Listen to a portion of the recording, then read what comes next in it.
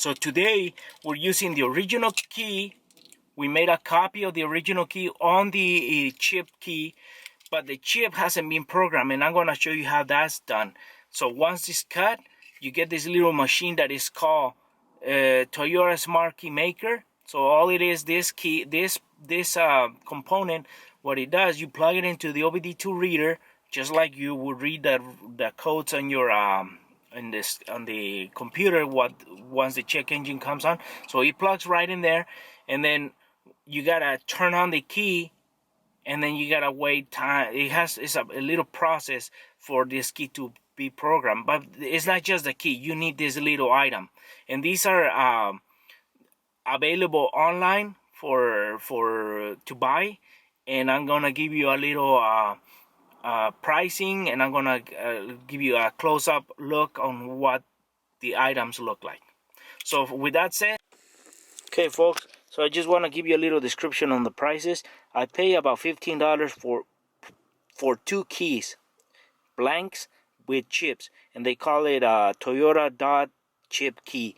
So make sure that they're dot make sure you get the right key for your car. And this little item, this programmer, is about $15, and it can range from $12 to $30, depends where you get it. So in total, you are about spending $40 to $50 on this, and that's way cheaper than going to the dealer and getting a brand new key. But if it doesn't bother you on not having these options on opening the trunk and all these buttons, you just want to have a key, this is a great option to buy just the keys and programming it with the smart key maker. So like I said, this option of programming this way doesn't give you the option of the extras of opening the trunk and doing all the extra stuff.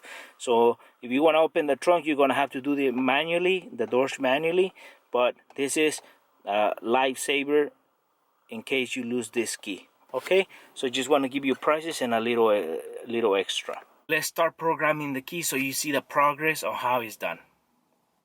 Okay folks, so now we have the copy and the original, and I'm going to show you how this copy is not starting the car yet. So we put the copy key with the chip that hasn't been programmed into the ignition. We turn the ignition, we turn on the dash. At this point, we can turn on the key and try to start the car, and it doesn't. You see? One more time. It doesn't. It's just it's like there's no fuel going into the injector, so that's why it's not starting. So this key hasn't been programmed. That's why the computer is not taking this key yet. So we take that out and we put the original one. We turn on the ignition to we're just about to turn on the car, and we turn the key, and there it is. It started. So it's recognizing the chip from the original key. Once again. There it goes. So it started the car with the original, but not with a copy, because this one hasn't been recognized by the computer. And this key is still being the only key that can turn on the car. And if you lose this key, you won't have a key to turn on the car. You're gonna have to go to the dealer and get another key to start your car. So let's program this new key into the car. And now we plug our little device to program that key into the OBD2 reader, which is located down here. I'll show you. So now this is where the pedals are, and you see this connector. That's where the OBD2 reader scanner or little programming device goes into. We plug it in there. You see it? You see that? That goes right in there. We have our computer plugged in, and it's telling us, okay, we're ready to program this key. So what we do is we put it on the ignition, we turn it to the on position, but don't turn on the car, and wait.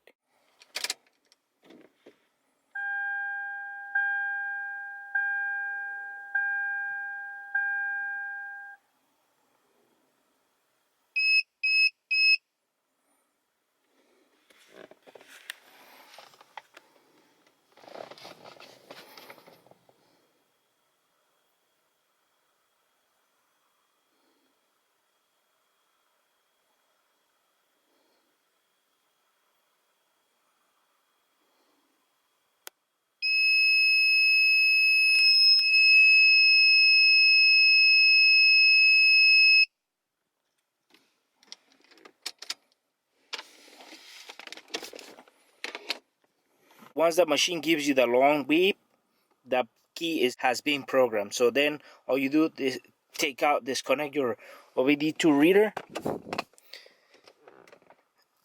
and then turn on the key on and off to just where the lights in the dash come on 5 times. And then turn on the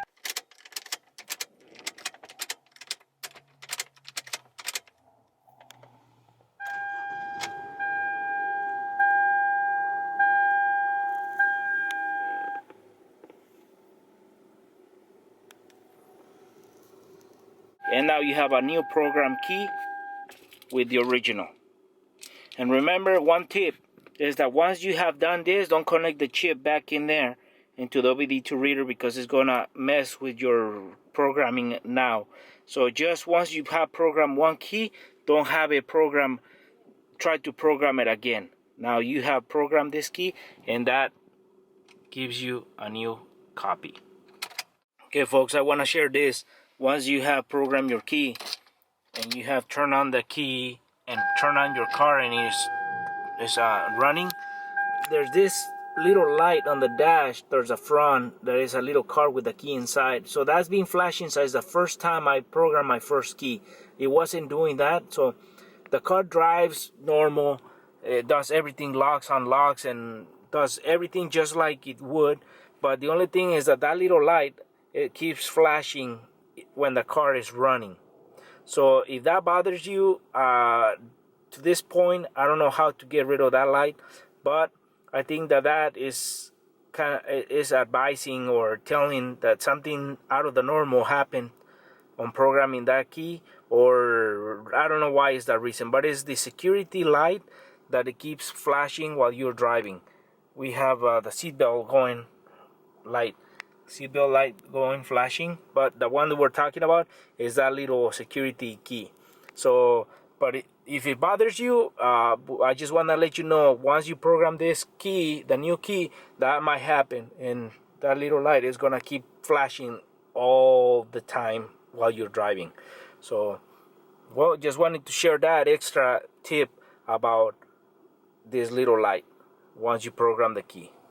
Okay folks, so I learned that if you have your new key program already, when the chip, the Toyota Smart Maker key, gives you the long beep, if you disconnect it and connect it back up, it's gonna mess with your programming system, and your car is gonna kind of block or lock itself. So once you disconnect this thing from the OBD2 reader port, and you have your key in the ignition, make sure once you disconnect it not to plug it back in, because if you still have that key in the ignition, it's gonna screw up your programming. So I learned that in the hard way, so I share this extra information. So once you program, once again, if you program your key, you disconnect your Smart Maker key, a smart key maker, don't plug it back up when you have the key in the ignition. You only plug this into a blank key or a blank chip.